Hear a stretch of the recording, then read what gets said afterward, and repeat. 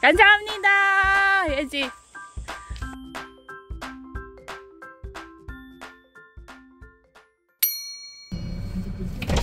They can notice nga patay. Now very big distinguish. 잘했어.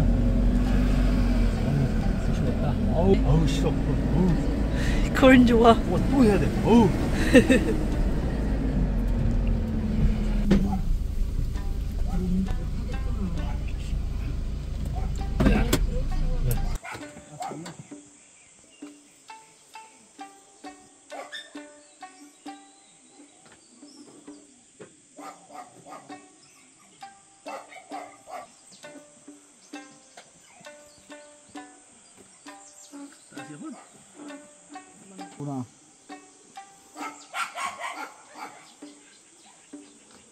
Misterius guy bandod ako.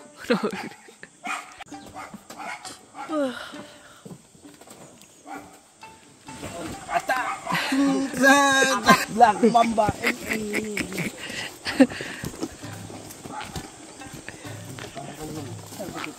Luhan siguro.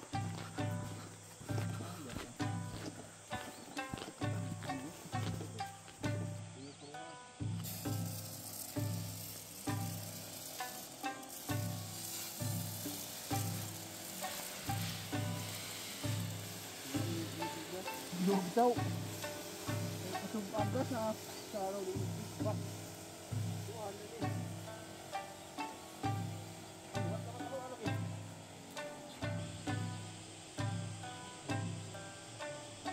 Hello mga kabisdak! Welcome po sa ating countryside vlog. So ito nga ang ginawa namin, nag-spray kami for the second time. Kasi marami ng uod. Grabe yung mga uod. Napansin ko no, every year, sila, palakas ng palakas po yung mga uod guys. Tingnan nyo, inunahan na kami ng uod. Kawawa naman itong, halos maubos na itong isang dahon ng radish.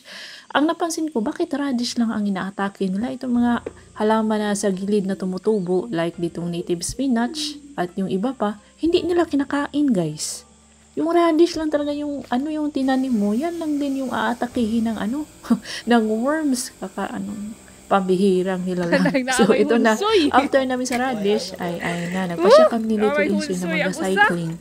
At mag-drop na din, drop by sa watermelon farm ni Yul Apa, kung saan pumapasok din si Sagi at Dudong.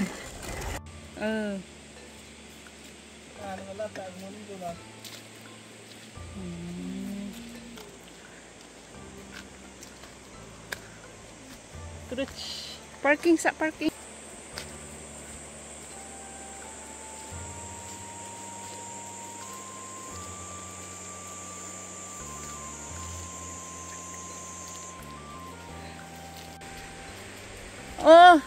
자전거 타. 자전거 타세요.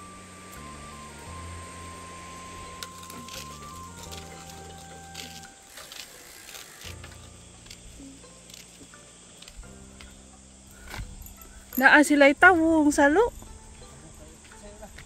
Ako anak. Saninganda ng cabbage. Ilang tawong. Hani mga umbar sila kay. Ang pupuo ni. Nananom. Patok man. Arang katambok sini ilang cabbage. Grabe cabbage. Sus.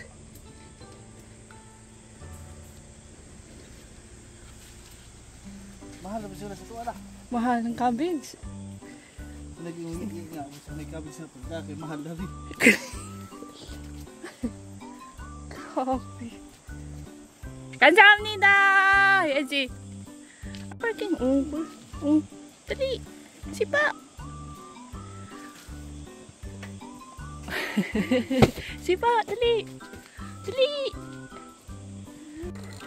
Nakakaaliw po pagmasdan yung cabbage nila Yul Apa. Lahat, actually lahat ng kanilang mga gulay sa kanilang garden, mini garden ay ang lulusog at ang tataba, ang healthy. Tingnan mga kabisdak, nakakasaya. So itong si Little Insoy, ang saya-saya niya kasi binigyan man siya ni Yul Apa. Ganito mga kabisdak sa Korea kapag yung mga elderly, lalong-lalo na pagkakilala namin kasi si Yul Apa ay kapitbahay lang namin siya no, sa amin mismong bahay. So, kilalang-kilala na nila si Little Insoy. Kapag na, kami, napunta kami sa kanilang bahay or kahit saan kami mag-meet, binibigyan nila si Little Insoy ng snacks or minsan pera. Ganon po dito sa Korea kapag makakita ka ng bata na anak ng kakilala mo, anak ng kapitbahay mo, anak ng friends mo, ganon.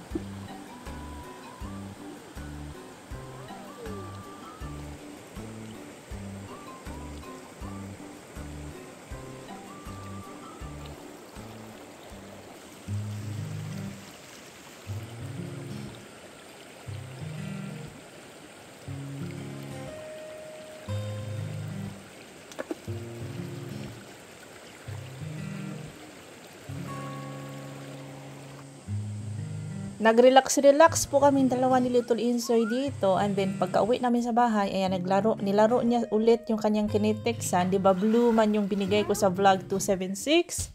Ngayon binigyan ko siya ng purple. So ayan mga kabistak, hinalo niya. Tapos ang gustong-gusto niyang gawin, ilagay sa baso at i-compact gamit yung pin ruler ng kanyang lola. So ganyan po ang kanyang ginagawa mga kabistak.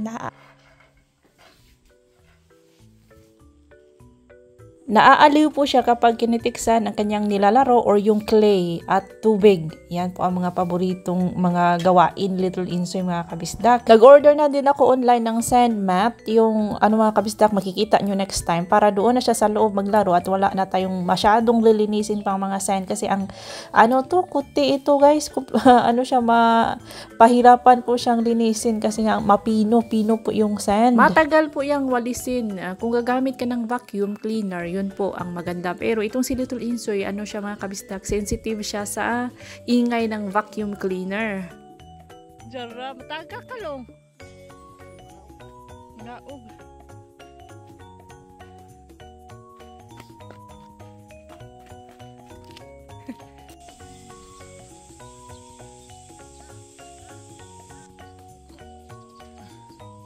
Yes mga kabisdak, dito sa Korea kapag ang bibigyan mo ay mas matanda pa sa iyo ng iyong edad, is 2 kamay po ang gagamitin mo para ibigay ang gusto mong ibigay sa kanya. Dusunoro! Dusunoro! Dusun!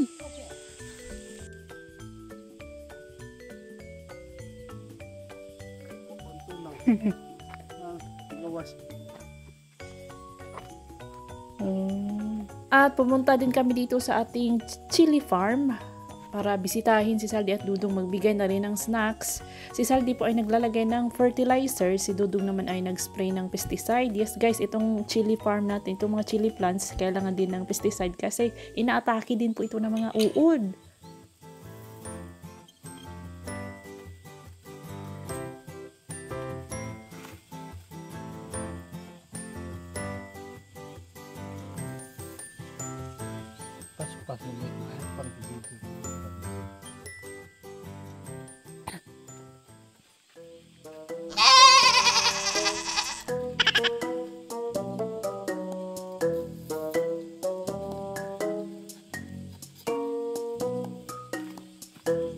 Kaon sa ngi. Grabe. Wow! Very good. Aw, sarane. Ayo, tunong pud. Tunong pud niya. Andi magkagadahan na. Ato na ta. Ngi ato ta. Ngi. Kaya paksito pud re. Wow! Laday.